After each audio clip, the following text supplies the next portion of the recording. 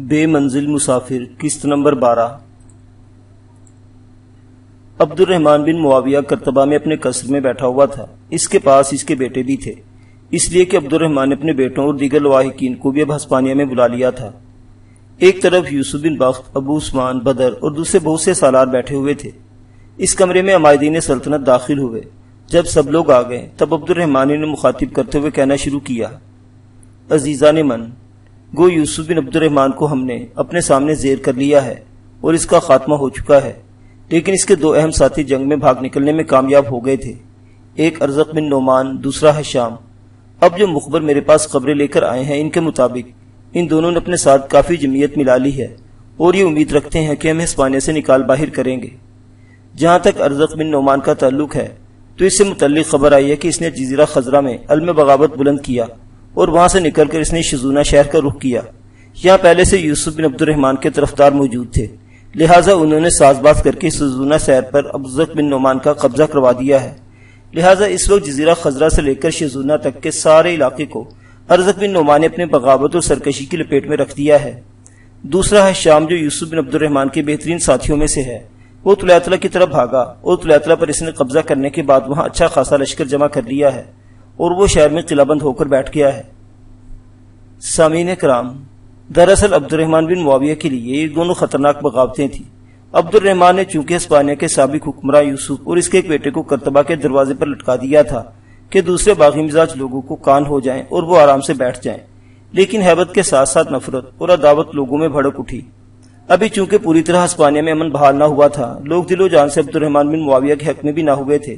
پھر اس پر تضاد یہ کہ بربر جوان حالات سے فائدہ اٹھاتے ہوئے دیہاتوں میں لوٹ مار کرتے پھر رہے تھے اور کاشتکاروں کی فصلیں اٹھا کر لے جاتے، تاجروں کے کارواں لوٹ لیتے۔ ان کی وجہ سے ملک کا نظام درہم برہم ہونے لگا، لہٰذا اس سے باغیوں کو بہت تقویت ملی۔ ارزق بن نعمان اور ہشام کے علاوہ ایک تیسری بڑی قوت بھی عبد الرحمن بن معاویہ کے خلاف بغاوت پر آمادہ ہونے کے در پہ تھی۔ یہ ابو صبا تھا، جو کبھی اشبیلیہ میں تھا اور عبد الرحمن بن معاویہ نے اسے معزول کر دیا تھا۔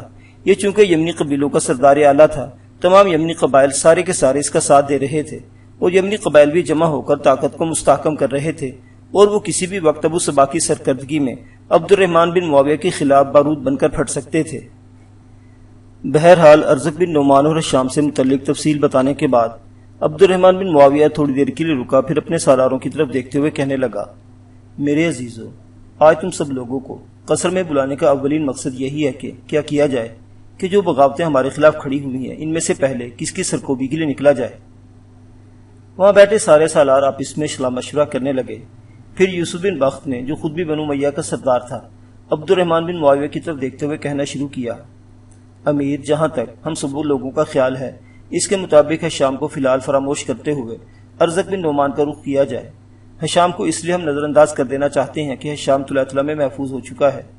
طلیطلہ کی فصیل بڑی مضبوط اور مستحکم ہے اور اسی گرانے کے لیے ہمیں کچھ دن بھی لگ سکتے ہیں، اور ہماری اس مصروفیت سے فائدہ اٹھاتے ہوئے ارزق بن نعمان شزونہ سے نکل کر کرتبہ کا رخ کر سکتا ہے، اس لیے کہ جزیرہ خضرہ سے لے کر شزونہ تک تو پہلے ہی سارے علاقوں پر قابض ہو چکا ہے۔ اس صورت میں حالات ہمارے حق میں ابتر ہو سکتے ہیں، اور اگر ہم ہشام کو نظر انداز کرتے ہوئے ارزق بن نعمان کا رخ کرتے ہیں تو ہشام کسی بھی صورت اپنی جمعیت کے ساتھ طلیطلہ شہر سے باہر نکلنے کا خطرہ مول نہیں لے گا۔ وہ جانتا ہے اگر اس نے کھلے میں ہم سے ٹکرانے کی کوشش کی تو شکست اس کا مقدر بن کر رہے گی، لہٰذا حالات کیسے ہی برے کیوں نہ ہوں، ہشام طلیطلہ شہر میں محفوظ رہ کر اپنے باغی پن کا اظہار کرتا رہے گا۔ ان حالات کو سامنے رکھتے ہوئے امیر، ہم سب یہی مشورہ دیں گے کہ پہلے ارزق بن نعمان کو زیر کرنے کے لیے شزونہ شہر کا رخ کیا جائے۔ جب تک یوسف بن بخت بولتا رہا، عبد الرحمن بن معاویہ اس کے بیٹے بڑے خوشکن انداز میں اس کی طرف دیکھتے رہے۔ جب وہ خاموش ہوا تب عبد الرحمن توصیفی انداز میں اس کی طرف دیکھتے ہوئے کہہ رہا تھا: ابن بخت، جو کچھ تم نے کہا یوں جانو یہ میرے دل کی آواز ہے۔ آخری فیصلہ یہ ہے کہ پہلے ارزق بن نعمان کو نیچے دکھانے کے لیے شزونہ شہر کا رخ کیا جائے، اس کے بعد طلیطلہ میں محصور ہو جانے والے ہشام کی طبیعت صاف کی جائے گی۔ ابن بخت، اب تم اپنے سالاروں کو لے کر مستقر کا رخ کرو، آنے والی شب کو ہم اپنے لشکر کے ساتھ شزونہ شہر کی طرف کوچ کریں گے۔ اس کے ساتھ ہی عبد الرحمن وہاں سے اٹھ کر نکل گیا۔ وہاں جمع ہونے والے دوسرے لوگ بھی قصر کے اس کمرے سے چلے گئے۔ آنے والی شب کو عبد الرحمن بن معاویہ نے اپنے سالاروں اور لشکر کے ساتھ کرتبہ سے کوچ کیا۔ اس کا رخ شزونہ شہر کی طرف تھا۔ اپنے لشکر کے ساتھ عبد الرحمن بن معاویہ شزونہ پہنچا، شہر کے معززین کے ساتھ اس نے رابطہ قائم کیا اور انہیں کہلا بھیجا کہ وہ اگر اپنی خیریت چاہتے ہیں تو ارزق بن نعمان کو ہمارے حوالے کرتے ہیں۔ پہلے تو شہر والوں نے جواب دیا کہ شہر کے اندر ارزق بن نعمان نے خاصا بڑا مسلح گروہ ہے، اور اگر ہم نے ارزق بن نعمان کو پکڑ کر عبد الرحمن بن معاویہ کے حوالے کرنا چاہا تو اس کے مسلح جوان ان لوگوں پر ٹوٹ پڑیں گے جو ارزق بن نعمان کو آپ کے حوالے کرنے کا فیصلہ کریں گے۔ شہر والوں کے جواب سے عبد الرحمن سمجھ گیا کہ شہر والے ارزق بن نعمان کے سامنے بے بس ہیں، ورنہ ان کے پاس کوئی قوت ہوتی تو وہ ضرور ابن نعمان کو قید کر کے اس کے حوالے کر دیتے۔ لہٰذا عبد الرحمن بن معاویہ نے شہر پر حملہ آور ہونے کا فیصلہ کر لیا۔ پورا دن عبد الرحمن بن معاویہ نے اپنے لشکر کو آرام کرنے کا مشورہ دیا، خود بھی آرام کرنا چاہتا تھا۔ شاید اس نے فیصلہ کر لیا تھا کہ آنے والی شب کو وہ شہر پر حملہ آور ہوگا اور وہ ہر صورت میں نعمان کو گرفتار کر کے اس کے بدترین انجام تک پہنچائے گا۔ دوسری طرف عبد الرحمن بن معاویہ کی اس خاموشی نے شہر کے اندر ارزق بن نعمان کو بھی ایک پریشانی اور تجسس میں ڈال دیا تھا۔ اس نے جس قدر لشکری اس کے ساتھ تھے ان کو شہر کی فصیل کے اوپر متعین کر دیا تاکہ عبد الرحمن اور اس کے سالار کسی بھی وقت فصیل پر چڑھنے کی کوشش کرے تو انہیں روکا جا سکے۔ اس طرح دن گزر گیا، سورج غروب ہوا اور رات بڑی تیزی کے ساتھ زمین اور فضاؤں کے اندر پھیلاؤ گہرے کرنے لگی۔ عشاء کی نماز کے بعد امیر عبد الرحمن نے اپنے کام کی ابتدا کر دی۔ شہر کی مختلف سمتوں سے اس نے شہر پر حملہ کر دیا۔ ایک سمت سے وہ خود حملہ آور ہوا، دوسری طرف یوسف بن بخت اور تیسری جانب سے بدر اپنے حصے کے لشکریوں کو لے کر فصیل پر ٹوٹ پڑے تھے۔ رسیوں کی سیڑھیوں کے ذریعے انہوں نے اوپر چڑھنا شروع کر دیا۔ ارزق بن نعمان نے اپنے لشکر کا بڑا حصہ اس سمت رکھا جہاں عبد الرحمن بن معاویہ اپنے لشکر کا پڑاؤ رکھا تھا، اس لیے کہ اس نے اپنے ذہن میں ٹھان رکھی تھی کہ اس حصے پر پوری طاقت اور قوت کے ساتھ عبد الرحمن پر حملہ آور ہوگا۔ اس کی اس کمزوری سے یوسف بن بخت اور بدر نے فائدہ اٹھایا اور اپنے اپنی سمتوں سے وہ فصیل پر چڑھنے میں کامیاب ہو گئے۔ ان کے فصیل کے اوپر چڑھنے کے ساتھ ہی فصیل پر گھمسان کی لڑائی شروع ہو گئی۔ عبد الرحمن کی طرف سے دشمن کا زور ختم ہو گیا اور وہ بھی فصیل پر اپنے لشکریوں کے ساتھ چڑھ گیا۔ جس وقت ارزم بن نعمان کے سارے مسلح جوان فصیل کے اوپر برسرے پیکار تھے، تب شہر کے کچھ سرکردہ لوگوں نے آپس میں صلاح مشورہ کیا۔ شہر کے اندر ان کے جوان بھی موجود تھے، وہ ان کو حرکت میں لائے اور ارزق بن نعمان کو انہوں نے گرفتار کر لیا۔ ساتھ ہی انہوں نے شہر پناہ کا دروازہ بھی کھول دیا اور شہر کے اندر جگہ جگہ انہوں نے اعلان کرنا شروع کر دیا کہ ارزق بن نعمان کو گرفتار کر لیا گیا ہے، لہٰذا جنگ کرنے کا کوئی فائدہ نہیں۔ یہ آوازیں، یہ صدائیں فصیل کے اوپر بھی سنی جانے لگی، لہٰذا ارزق بن نعمان کے مسلح جوان پیچھے ہٹ کر بھاگنے لگے اور جو شیزونہ کے رہنے والے تھے وہ اپنے گھروں میں دبک گئے۔ شہر کے لوگوں نے ارزق بن نعمان کو عبد الرحمن بن معاویہ کے سامنے پیش کیا۔ عبد الرحمن بن معاویہ نے اسے موت کے گھاٹ اتار دیا۔ شہریوں سے اس نے تعرض نہ کیا بلکہ ان کا شکریہ ادا کیا کہ انہوں نے ارزق بن نعمان کو گرفتار کر کے اس کے حوالے کر دیا۔ سارے شہریوں کو اس نے عام معافی دے دی۔ اس کے بعد اپنے لشکر کے ساتھ اس نے تنیوم کے لیے شیزونہ شہر میں قیام کر لیا تاکہ شہر کے نظم و نسق کو پہلے کی طرح بحال کر سکے۔ عبد الرحمن بن معاویہ نے اپنے لشکر کے ساتھ ابھی شیزونہ شہر میں ہی تھا کہ اس کی طلایہ گردوں نے یہ خبر دی کہ شمال میں جو نصرانیوں کی ریاستیں تھیں ان کے مختلف عساکر نے مسلمان علاقوں پر حملہ آور ہو کر دور دور تک تباہی پھیلانا شروع کر دی ہے۔ بستیوں کی بستیاں لوٹ کر وہ جلانے لگے ہیں اور مسلمانوں کے علاقوں میں بربادی اور شکست و ریخت کا کھیل شروع کر چکے ہیں۔ اس صورتحال کو دیکھتے ہوئے عبد الرحمن بن معاویہ اپنے لشکر کے ساتھ شیزونہ شہر سے نکلا اور بڑی برق رفتاری سے اس نے قرطبہ کا رخ کر لیا تھا۔ سالم بن عطوف ایک کمرے میں اکیلا بیٹھا تھا کہ آہستہ آہستہ چلتی ہوئی اس کی بیوی عبورہ اندر داخل ہوئی۔ نگاہ اٹھا کر سالم بن عطوف نے اس کے چہرے کی طرف دیکھا، چہرے پر ہلکا سا تبسم نمودار ہوا، پھر اسے مخاطب کر کے کہنے لگا، عبورہ خدا جھوٹ نہ بلوائے، تمہارے چہرے کے تاثرات بتاتے ہیں کہ تم کسی خاص موضوع پر بات کرنے کے لیے آئی ہو۔ اس سے پہلے کبھی تمہارا چہرہ اس طرح تمتمایا نہ تھا جس طرح میں اب دیکھ رہا ہوں۔ بیٹھو اور کہو کیا کہنا چاہتی ہو۔ عبورہ آگے بڑھ کر جب سالم بن عطوف کے پاس بیٹھ گئی تب ابن عطوف نے اسے مخاطب کیا، پہلے یہ بتاؤ کہ نشار کہاں ہے؟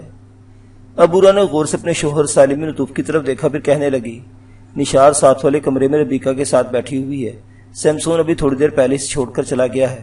وہ بتا رہا تھا کہ امیر یوسف بن بخت کو قرطبہ کی رہائش کے لیے حویلی ملی ہے، اس کی صفائی ستھرائی کا کام ہو رہا ہے اور یوسف بن بخت اور بدر اپنے کچھ ساتھیوں کے ساتھ اس وقت وہیں ہے۔ عبورہ خاموش ہوئی تو کچھ سوچتے ہوئے سالم بن عطوف کہنے لگا، عبورہ یہاں قرطبہ میں رہتے ہوئے کافی دن ہو گئے ہیں، میرے خیال میں واپسی کی تیاری کرنی چاہیے۔ آج یوسف بن بخت آتے ہیں تو ان سے اس موضوع پر بات کروں گا۔ ایک اہم موضوع پر میں بھی آپ سے بات کرنا چاہتی ہوں، عبورہ نے بات کا رخ لیتے ہوئے کہا۔ کیسا اہم موضوع؟ تجسس بھرے انداز میں سالم بن عطوف نے دیکھا۔ میں دراصل نشار سے متعلق آپ سے گفتگو کرنا چاہتی ہوں، ہچکچاتے ہوئے اس نے کہنا شروع کیا۔ دراصل نشار امیر یوسف بن بخت کو پسند کرنے لگی ہے اور امیر بھی دلچسپی رکھتے ہیں، اسے پسند کرتے ہیں۔ عبورہ کے اس انکشاف پر سالم بن عطوف کا منہ کھلے کا کھلا رہ گیا۔ کہنے لگا، عبورہ کیا کہہ رہی ہو؟ میں آپ سے غلط بیانی نہیں کر رہی ہوں۔ عبورہ نے اپنی خوشی کو دباتے ہوئے کہا، میں یہ تو نہیں کہہ رہا کہ تم غلط بیانی سے کام لے رہی ہو، لیکن ایک بات ہے، اگر یوسف بن بخت نثار کو پسند کرتے ہیں تو میں سمجھتا ہوں یہ ہماری خوش بختی ہے۔ اگر نثار امیر کو پسند کرتی ہے تو یہ کوئی بڑی بات نہیں، اس لیے کہ عبورہ نے سالم بن عطوف کی بات کاٹ دی اور کہنے لگی، نہیں، یہ معاملہ یک طرفہ نہیں ہے، اس سلسلے میں آپ کو فکر مند ہونے کی ضرورت نہیں۔ دراصل اس موضوع پر گفتگو کر کے میں آپ کا اندیا لینا چاہتی ہوں۔ دیکھو عبورہ، اس سلسلے میں میری رائے اتنی اہمیت نہیں رکھتی جتنی تمہاری رائے اہمیت رکھتی ہے۔ تم نثار کی ماں ہو، مائیں اپنی بیٹیوں کے بہت سے بھید جانتی ہے، جتنی مائیں بیٹیوں کی ماں کو ہوتی ہے باپ کو نہیں ہوتی، لہذا جو بھی فیصلہ تم نثار کے سلسلے میں کرو گی میری طرف سے وہ آخری ہوگا۔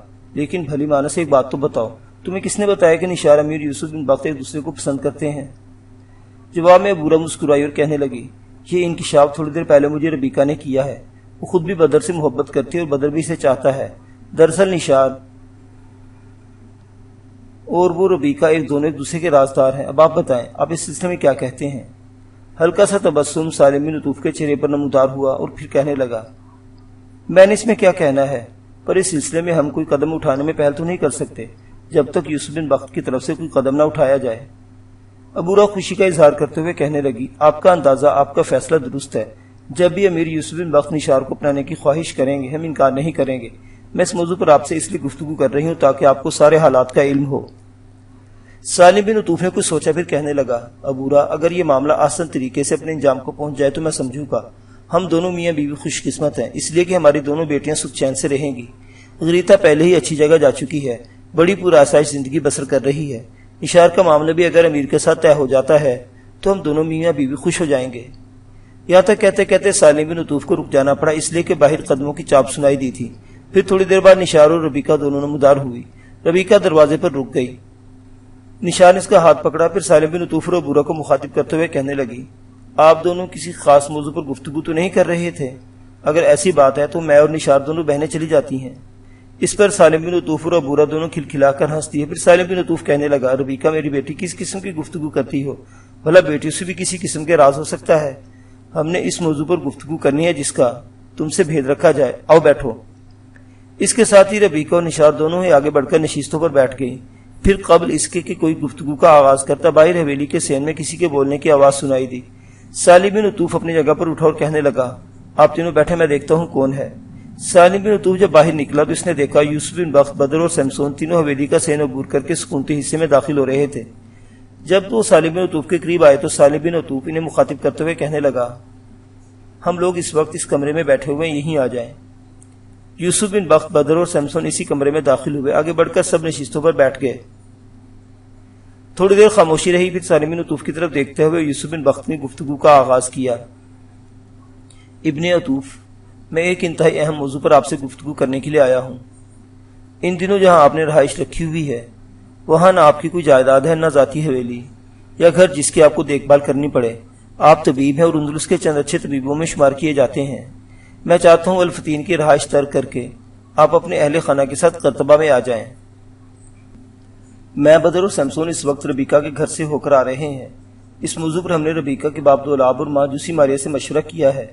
ان کی بھی بڑی خواہش ہے کہ آپ الفتین سے نکل کر یہاں آ جائیں۔ امیر عبد الرحمن سے بات کر چکا ہوں، آپ قرطبہ کے مستقر کے سرکاری طبیب بھی ہوں گے، اس کے لیے حکومت کی طرف سے آپ کو اچھی خاصی رقم ماہانہ ملتی رہے گی۔ آپ بولے، آپ کیا کہتے ہیں؟ میری خواہش ہے کہ آپ بالکل آرام کریں۔ سالم بن عطوف نے کچھ سوچا پھر کہنے لگا، بیٹے میں نے کیا کہنا ہے، یہ دونوں ماں بیٹی سامنے بیٹھی ہوئی مل کر فیصلہ کریں گی، جو کہیں گی ایسے کر لیا جائے گا۔ یوسف بن بخت نے باری باری عبورہ اور نثار کی طرف دیکھا، پھر عبورہ کو مخاطب کیا، اماں بولے، سارا معاملہ آپ پر چھوڑا جا رہا ہے۔ اس کے بعد یوسف بن بخت نثار کی طرف دیکھا اور پھر سے مخاطب کیا، نثار تم بھی سوچو، دیکھو اس میں نہ کوئی جبر ہے نہ کوئی زور۔ الفتین کو اتنی بڑی بستی نہیں جہاں آپ کو زیادہ آسودگی فراہم ہوگی۔ قرطبہ مرکزی شہر ہے، یہاں زیادہ وسائل اور سہولتیں ہیں۔ یوسف بن بخت کے اس استفسار پر عبورہ کچھ کہنا ہی چاہتی تھی کہ نثار پہلے بول اٹھی، امیر آپ نے جو پیشکش کی ہے اس کے لیے ہم آپ کے ممنون اور شکر گزار ہیں، پر پہلی بات یہ اٹھتی ہے کہ ہم رہائش کہاں رکھیں گے؟ جہاں ہم رہ رہے ہیں یہ بدر کی حویلی ہے، کل کو بدر اور ربیکہ کی شادی ہونی ہے اور اس حویلی میں منتقل ہوں گے، ہمیں یہاں سے نکلنا پڑے گا۔ نثار کے ان الفاظ پر ربیکہ شرما گئی تھی، جبکہ بدر مسکرا رہا تھا۔ اس پر نشار کی طرف دیکھتے ہوئے یوسف بن بخت کہنے لگا، تمہیں کس نے کہا ہے کہ تم لوگ اس حویلی میں قیام کرو گے؟ امیر عبد الرحمن نے جو رہائش کے لیے حویلی دی ہے اس کی صفائی ستھرائی بالکل مکمل ہو چکی ہے۔ میں، سمسون اور بدر وہیں سے ہو کر آ رہے ہیں۔ آپ تینوں اس حویلی میں منتقل ہو جائیں گے۔ میں آپ لوگوں کی مرضی جاننے کے لیے جلدی اس لیے کر رہا ہوں کہ میں اور بدر آنے والی شب اپنے لشکر کو لے کر یہاں سے کوچ کریں گے۔ یوسف بن بخت کے ان الفاظ پر نشار چونکی تھی۔ سالم بن عطوف اور ابورہ نے بھی تجسس بھرے انداز میں اس کی طرف دیکھا، پھر سالم بن عطوف سے اسے مخاطب کیا، بیٹے تم اور بدر کس سمت کو کوچ کرو گے؟ جواب میں یوسف بن بخت کہنے لگا، شمال کی نصرانی ریاستیں نے مسلمانوں کے علاقوں پر دھاوے بولنے شروع کر دیے ہیں، دیہاتوں شہروں قصبوں کو نقصان پہنچانا شروع کر دیا ہے، لوٹ مار کا بازار بند کر دیا گیا ہے۔ ان میں سر فہرست بشکنس کا کاؤنٹ آف سرڈین ہے، یہ انتہا درجے کا جابر ظالم ہے۔ بشکنس کی سلطنت کو توسیع دینا چاہتا ہے اور اس کے لیے مسلمانوں کے وسیع علاقے پر قبضے کا خواہش مند ہے۔ میں اور بدر ایک لشکر کو لے کر اس کی سرکوبی کے لیے روانہ ہونے والے ہیں۔ یوسف بن بخت جب خاموش ہوا تب اس کی طرف دیکھتے ہوئے تجسس بھرے انداز میں نشار کہنے لگی، اگر آپ کی حویلی میں ہم نے رہائش اختیار کر لی تو آپ کہاں رہیں گے؟ اس موقع پر ربیکہ مسکراتے ہوئے بول اٹھی، نشار تمہیں اس سلسلے میں فکرمند ہونے کی ضرورت نہیں۔ جب تک امیر یوسف بن بخت کی شادی نہیں ہو جاتی اس وقت تک مستقر ہی میں قیام کر رکھیں گے، جس طرح آج کل ان کا قیام ہے۔ بدر بن کے ساتھ مستقر میں ہی رہتے ہیں، اور امیر کی جب تم سے شادی ہو جائے گی تو امیر بھی اسی حویلی میں تم لوگوں کے ساتھ قیام کریں گے۔ ربیکہ کی ان الفاظ پر نشار شرم و حیا کے باعث دوہری ہو گئی تھی، گردن اس کی جھک گئی تھی۔ تاہم ربیکہ کے اس جملے پر سالم بن عطوف اور ابورہ کے چہرے پر ہلکا سا تبسم تھا۔ بدر اور سمسون بھی مسکرا رہے تھے۔ یوسف بن بخت کی حالت عجیب تھی، کبھی وہ سالم بن عطوف اور کبھی ابورہ کی طرف دیکھ لیتا تھا اور کبھی اس کی نگاہیں سر جھکائے حسین نشار پر جم جاتی تھی۔ اس موقع پر بدر بولا اور سالم بن عطوف اور ابورہ کی طرف دیکھتے ہوئے کہنے لگا، دراصل اب تک ساری گفتگو پہیلیوں میں ہوتی رہی ہے، اب بات کھلی گئی ہے تو خوشکن انداز میں ہونی چاہیے۔ محترم ابن عطوف، جہاں تک میرا اور ربیکہ کا تعلق ہے تو اس کی شادی کے لیے ربیکہ کی ماں اور باپ کے علاوہ اس کا بھائی سمسون بھی اپنی رضامندی کا اظہار کر چکے ہیں، اور خداوند نے چاہا تو کسی مناسب موقع پر ہم دونوں شادی کر لیں گے۔ اس موقع پر جبکہ امیر یوسف بن بخت بھی یہاں ہے، ہماری بہن نشار بھی ہے، تو میں آپ پر انکشاف کروں گا، یہ دونوں ایک دوسرے کو پسند کرتے ہیں، لہٰذا ان کی پسند اور محبت کو دیکھتے ہوئے ربیکہ نے جملہ کہا جو آپ نے سنا۔ بدر جب خاموش ہوا تب سالم بن عطوف بول اٹھا، یوسف بن بخت کی طرف دیکھتے ہوئے کہنے لگا، ابن بخت میرے بیٹے، اگر اپنی زندگی کا ساتھی بنانے کے تم نشار کا انتخاب کر چکے ہو تو میں سمجھوں گا کہ یہ ہماری خوش قسمتی ہے۔ بیٹے، جب بھی تم نشار کو اپنانا چاہو اور معاملہ ہماری خوشی کا باعث ہوگا، اس وقت تک نشار ہمارے پاس تمہاری امانت کے طور پر رہے گی۔ سالم بن عطوف کے اس فیصلے پر نشار اور یوسف بن بختی نے ربیکہ، بدر اور سمسون بھی خوش ہو گئے تھے۔ ابورہ کے چہرے پر بھی دور تک خوشیاں اور آنکھوں میں چمک ناچ اٹھی تھی۔ اس موقع پر یوسف بن بخت نے پھر سالم بن عطوف کی طرف دیکھتے ہوئے کہنا شروع کیا، جو بات میں نے آپ سے کہی وہ ادھوری ہی رہ گئی، آپ الفتین سے کرتبہ منتقل ہونا چاہتے ہیں کہ نہیں؟ سالم بن عطوف کے بجائے چہکنے کے انداز میں ربیکہ بول اٹھی اور یوسف بن بخت کی طرف دیکھتے ہوئے کہنے لگی، بھائی آپ کس قسم کی گفتگو کرتے ہیں، اب تو سارا معاملہ ہی حل ہو گیا ہے۔ پھر اس نے سالم بن عطوف کی طرف دیکھا اور کہنے لگی، کیوں ام، میں نے غلط کہا ہے؟ اس پر سب کھلکھلا کر ہنس دی اور سالم بن عطوف کہنے لگا، نہیں بیٹی، تو نے ٹھیک کہا ہے، ہم الفتین سے قرطبہ منتقل ہونے کے لیے تیار ہیں۔ اس موقع پر ربیکہ اٹھ کھڑی ہوئی سالم بن عطوف اور ابورہ کی طرف دیکھتے ہوئے کہنے لگی، اگر آپ اجازت دے تو میں اور نشار دونوں وہ حویلی دیکھ آئیں۔ اس پر یوسف بن بخت کہنے لگا، نہیں، تم دونوں نہیں جاؤ گی، بلکہ سب چلتے ہیں۔ آپ سب کو حویلی میں چھوڑ کر میں اور بدر مستقر کی طرف چلے جائیں گے، اس لیے کہ ہم دونوں نے کوچ کی تیاریاں بھی کرنی ہیں۔ سب نے اس پر اتفاق کیا، پھر سب اٹھ کر حویلی کی طرف نکل گئے۔ اس شب یوسف بن بخت اور بدر ایک لشکر کو لے کر شمال کی طرف کوچ کر گئے تھے۔ معزز سامعین حضرات، یہ داستان ابھی جاری ہے، بقیہ واقعات اگلی قسط میں۔ دیکھتے رہیے ناولستان، اسلامی اور تاریخی کہانیوں کا مرکز۔ اللہ حافظ۔